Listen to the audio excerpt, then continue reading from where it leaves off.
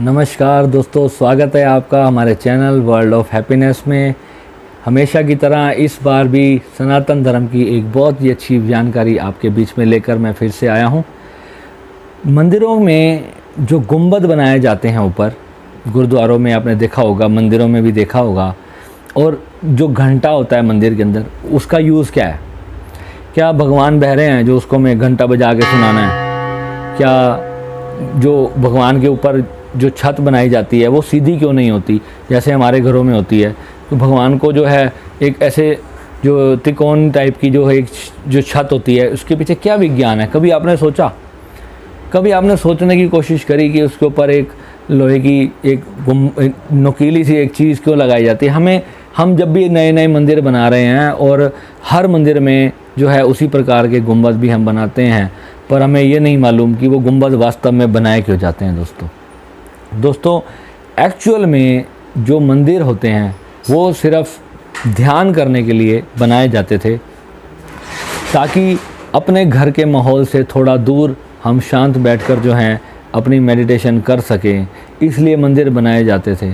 और आजकल जो है मंदिरों को सिर्फ एक जो है एक ऐसी जगह बना कर रख दिया कि चलो भाई भगवान को याद कराए, थोड़ी देर मत्था टेक लिया, हलवे का प्रसाद खाया, घंटी बजाई।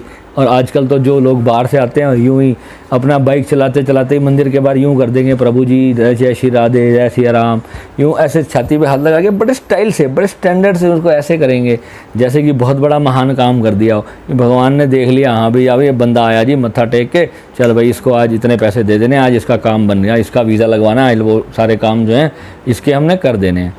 तो ये सोच बना के हम लोग के अपने जो हमारे बच्चे हैं वो इस तरीके की सोच बनाकर जी रहे हैं और सोच नहीं पा रहे हैं कि एक्चुअल में मंदिर के अंदर जो ये घंटी लगाई जाती है ये क्यों लगाई जाती है, मंदिर के अंदर जो है गुंबद होते हैं ये क्यों होते हैं, और मंदिर जो है वो बैठकर कुछ देर साधना करने के लिए जो ये कक्ष बनाए जाते थे, बड़े बड़े, आप साउथ के अंदर जाकर देखोगे बहुत बड़े बड़े गुंबद बनाए जाते थे और वहाँ पर बहुत जो ऋषि मुनि जो हैं वो इस तरह की साधनाएं करते थे। आप किसी प्राचीन मंदिर में जाएं जहाँ पर अगर आपको शिव जी के जो शिवलिंग मिलेंगे तो आप जो है देखकर हैरान होंगे कि गुफाओं के अंदर भी, अंदर जाकर भी गुंबद है। मैंने बहुत सारी ऐसी गुफाओं में मैंने खुद विज़िट किया है जहाँ पर गुफाओं के अंदर जहाँ पर शिवलिंग स्थापना की जाती है वहाँ पर भी अंदर से जो हैं वो गुंबद बनाए गए हैं। कुछ तो गुंबद ऐसे हैं जो प्राकृतिक रूप से बने हुए हैं, उसके नीचे ही उन्होंने शिवलिंग को स्थापना करके जो है वहाँ पर जो है वो साधना कक्ष उन्होंने बनाए और वहाँ एकांत में गुफाओं के अंदर बैठकर ध्यान करने का जो क्या साइंस थी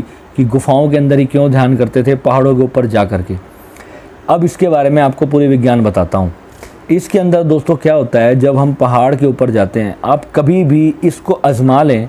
आप अपने नॉर्मल, अगर आप कोस्टल एरियाज़ में रहते हैं या किसी बीच वाले इलाके में रहते हैं, बॉम्बे वगैरह टाइप में जगह में रहते हैं, तो वहाँ पर जो है आपके आसपास जल बहुत ज़्यादा मात्रा में है। वहाँ पर जो है ग्रेविटी जो है धरती की वो बहुत कम होती है। उस कारण से जो है अगर आप जल में खड़े होकर साधना करते हैं तो जो है आपको बहुत जल्दी उन्नति मिलती है।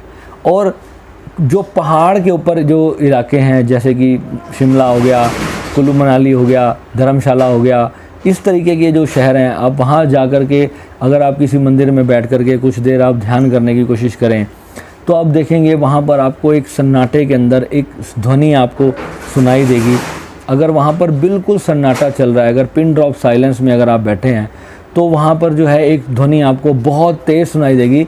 वैसे तो आप नीचे के इलाकों में भी अगर आप रहते हैं तो वहाँ पर भी वो साउंड आपको जो है वो ज़रूर सुनाई देगी, परंतु अगर आप किसी पहाड़ी इलाके में हैं तो वो साउंड आपको नॉर्मल से बहुत ज़्यादा तेज़ सुनाई देगी।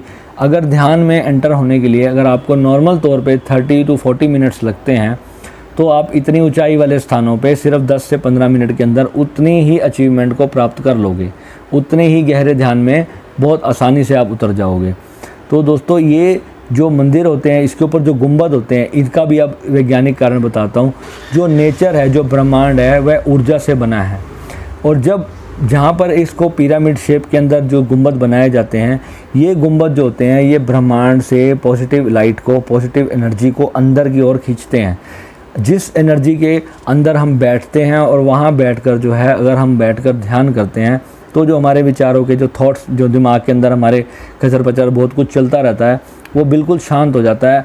आप आजमा कर देखें, या अगर आप कभी शमशान भूमि में आप जाएं, किसी का अंतिम संस्कार पे अगर आप जाएं, तो आप वहाँ पर देखें कि एक गज़ब की पॉजिटिव एनर्जी होती है, और वहाँ पर जाते ही जो आपका जो माइंड है वो एकदम रुक जाता है। इसके पीछे क्या विज्ञान है? भगवान शिव का स्वयं वरदान है कि शमशान भूमि पे जो है आपका जो दिमाग है, आपका जो मन है, वो सबसे ज़्यादा शांत रहेगा। तो ये हमारे शास्त्रों के अंदर बहुत सालों से पहले ये चीज़ें लिखी जा चुकी हैं।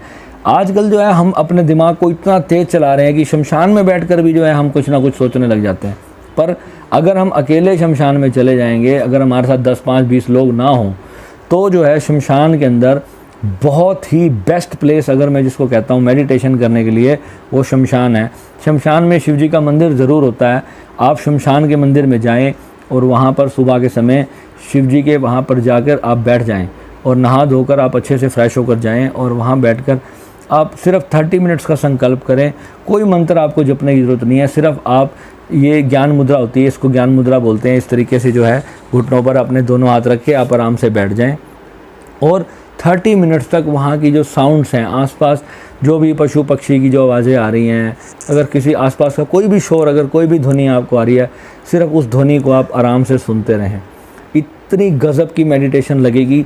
आपने कभी ज़िंदगी में अपने घर के अंदर ऐसा माहौल फ़ील नहीं किया होगा, और ऐसी ऊर्जा कभी फ़ील नहीं करी होगी। तो ये कारण है मंदिरों में जो घंटा और जो है गुंबद लगाए जाते हैं। और दोस्तों, शमशान तो साक्षात भगवान शिव जी का घर है। अगर आप वहाँ बैठकर ध्यान करोगे तो बहुत जल्दी आपको उन्नति मिलेगी।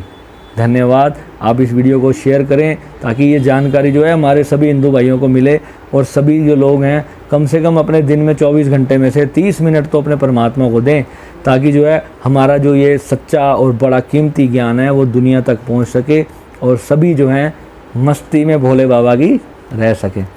नमः शिवाय।